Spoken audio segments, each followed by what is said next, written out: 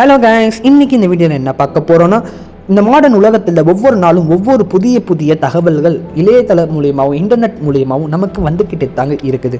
அந்த அடிப்படையில் நாம் இன்னைக்கு தெரிஞ்சிக்கக்கூடிய ஒரு முக்கியமான ஒரு தகவலை பற்றி தாங்க இன்னைக்கு இந்த வீடியோவில் பார்க்க போகிறோம். ஒவ்வொரு வருடமும் ஒவ்வொரு மருத்துவமனைகளும் பள்ளிக்கூடங்களும் நம்மளுடைய நாட்டில் வளர்ச்சி ஆகிட்டு தாங்க இருக்குது. அதில் மிகவும் கவலையான ஒரு விஷயம் என்னென்னா, எந்த அளவுக்கு பள்ளிக்கூடங்கள் அதிகமாகுது, மருத்துவமனைகள் அதிகமாகுது நம்ம நினைக்கிறோமோ அது போல முதியோர்கள் இல்லமும் அதிகமாகிட்டே தாங்க இருக்குது. நாம ஏன் தாய் தந்தையரை பார்க்கறது இல்லை அப்படின்னு சொல்லக்கூடிய ஒரு உண்மையாலே நடந்த ஒரு சம்பவத்தை தாங்க இன்னைக்கு இந்த கதை மூலியமா பார்க்க போறோம். இந்த வீடியோவை ஸ்கிப் பண்ணாம பாருங்க. வாங்க வீடியோக்குள்ள போகலாம். ஒரு அழகான வீட்டில் அம்மாவும் பையனும் வாழ்ந்து வராங்க. அப்போ எப்பயுமே அவங்க அம்மாவுக்கு இந்த பையனை ரொம்ப பிடிக்கும். ஏன்னா அவங்க கணவர் சின்ன வயசுலேயே அந்த குழந்தை பிறந்த உடனே இறந்துடுறாங்க. அப்படிப்பட்ட அந்த பையனை தான் அவங்க எப்பயுமே என்ன பண்ணுவாங்க, செல்லமாகவும் ரொம்ப சந்தோஷமாகவும் வளர்த்துக்கிட்டே வந்தாங்க. அது மட்டும் இல்லைங்க, அந்த பையன் என்ன கேட்டாலும் வாங்கி தரக்கூடிய ஒரு அம்மாவாகவும் என்ன செஞ்சாங்க, அந்த அம்மா இருந்தாங்க. அந்த பையன் ஒரு 5வது கிளாஸ் 6வது கிளாஸ் படிச்சுக்கிட்டே இருக்கும்போது அப்போ பசங்க எல்லாம் அவங்க அம்மாவை பார்த்து கிண்டல் செய்வாங்க. என்ன கிண்டல் செய்வாங்க அப்படின்னு நீங்கள் பார்த்தீங்கன்னா, அவங்க அம்மாவுக்கு எப்பயுமே ஒரு கண்ணு தெரியாதுங்க.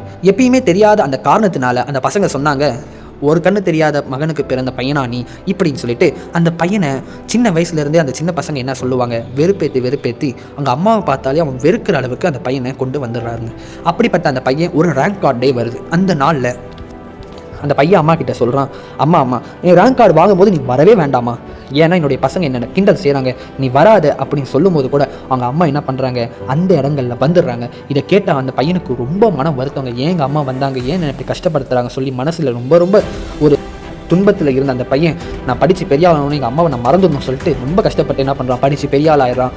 அப்புறம் என்ன செஞ்சிடறான்னா, வெளிநாடுகளுக்கு போயிடுறாங்க. வெளிநாட்டில் போனதுக்கப்புறம் அவங்க அம்மாவுடைய மனசாச்சு, என் பிள்ளை என்ன ஆனா ஏதானா சொல்லிட்டு ரொம்ப கஷ்டப்பட்டு என்ன பண்ணுறாங்க, தன்னுடைய பையனை தேட ஆரம்பிக்கிறாங்க. அங்கே வந்து பார்த்தா ஒரு இந்த மாதிரி அட்ரஸில் உங்கள் பையன் இருக்கிறான் அப்படின்னு ஒரு தகவல் தெரிஞ்ச உடனே அம்மா என்ன செய்கிறாங்க, அமெரிக்காவுக்கு போய் அந்த பையனை பார்க்குறாங்க.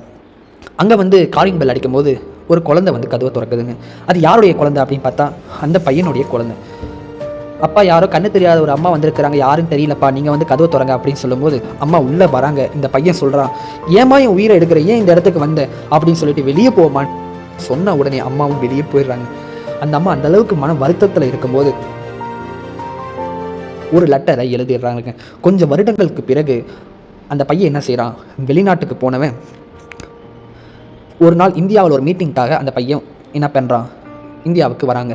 வந்துக்கிட்டே இருக்கும்போது கடவுள் எப்பயுமே அவங்களுடைய தியாகங்கள் என்ன, எந்த அளவுக்கு தாய் தந்தர்கள் தியாகங்கள் செஞ்சுருக்காங்க சொல்லிட்டு பிள்ளைங்களுக்கு கொஞ்சம் வருடங்களுக்கு பிறகு தான் அது கடவுள் தெரிய வைப்பார் போல். அந்த மாதிரி அவனுடைய மனசில் நம்ம அம்மாவை பார்த்து ரொம்ப வருடங்கள் ஆச்சு, போய் பார்க்கலாம் சொல்லிட்டு அந்த பையனும் என்ன செய்கிறான், அம்மாவுடைய வீட்டுக்கு போகிறாங்க. அப்போ போகும்போது சுற்றி கித்தி பார்க்குறான், எங்கேயுமே அவங்க அம்மாவை காணும். அப்போ அம்மா எழுதிய ஒரு லெட்டர் மட்டும் இருக்குதுங்க. அது என்ன லெட்டரு அப்படின்னு நீங்கள் பார்த்தீங்கன்னா, அதில் போட்டிருக்கு, அன்புள்ள மகனே நீ எப்படி இருக்க, நல்லா இருக்கியா அப்படின்னு கேட்டுட்டு அதில் சொல்கிறாங்க, எப்பயுமே என்ன சொல்லுவில்ல, ஒரு கண்ணு தெரியாதுன்னு என்ன சொல்லுவ தெரியுமா, எனக்கு ஏன் ஒரு கண்ணு தெரியாமல் போச்சுன்னு உனக்கு தெரியுமா அப்படின்னு அவங்க அம்மா போட்டிருந்தாங்க. என்ன எப்படி ஏன் அப்படின்னு அவன் யோசிக்க ஆரம்பித்தான். அதில் கீழே போட்டிருக்கு, என்ன தெரியுமா, நீ பிறக்கும் போதே உனக்கு ஒரு கண்ணு தெரியாது, ஆனால் நான் என்ன செஞ்சேன் தெரியுமா, அங்கே இருக்கக்கூடியவங்க எல்லாம் சொன்னாங்க, அந்த குழந்தைய எங்கேயாவது விட்டுருங்க அப்படின்னு சொல்லும்போது அந்த குழந்தையே வேண்டாம் அப்படின்னு சொன்னாங்க. ஆனால் அப்போ கூட அவங்க அம்மா என்ன செஞ்சாங்க தெரியுமா, என் பிள்ளைக்கு கண் இல்லைன்னா என் கண்ணை என்ன பண்ணுங்க, என்னுடைய குழந்தைக்கு கொடுங்க சொல்லி தன்னுடைய கண்ணை எடுத்து அந்த பிள்ளைக்கு கண்ணை கொடுத்த அந்த அம்மாவுக்கு கிடைச்ச ஒரு பேர் தான் என்னது அப்படின்னு அந்த லெட்டரில் எழுதி இருந்துச்சுங்க. அம்மா இந்த அளவுக்கு பண்ணியிருக்கிறாங்களா அப்படின்னு அந்த பையன் யோசிக்க ஆரம்பித்தாங்க.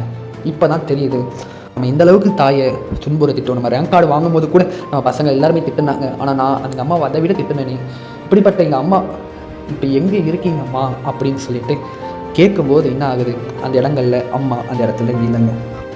ஓகே கைஸ், இந்த கதை மூலிமா நம்ம என்ன கற்றுக்குறோம் அப்படின்னு நீங்கள் பார்த்தீங்கன்னா, தாய் தந்தையர்கள் இருக்கும்போது அவங்களுடைய அருமை என்னன்னு நமக்கு தெரியாதுங்க. அவங்க இல்லாத போது தான் அவங்களுடைய அருமை என்னன்னு நமக்கு புரியுங்க. அதனால் யார் வீட்டிலலாம் நம்மளுடைய பெற்றோர்கள் இருக்கிறாங்களோ அவங்கள முடிஞ்ச அளவுக்கு சந்தோஷமாக வச்சுப்போம். அது மாதிரி நாமளும் சந்தோஷமாக இருப்போம் சொல்லி நான் இந்த வீடியோவை முடிக்கிறேங்க. இந்த வீடியோ எப்படி இருந்துச்சு அப்படின்னு கமெண்ட் செக்ஷனில் சொல்லிட்டு போங்க. இது போல் பல இன்ட்ரெஸ்டிங்கான அமேசிங்கான தகவலுடன் நான் அடுத்தடுத்த வீடியோவில் உங்களை வந்து சந்திக்கிறேன். உத்திமோ கலாம் அஸ்ஸலாம்.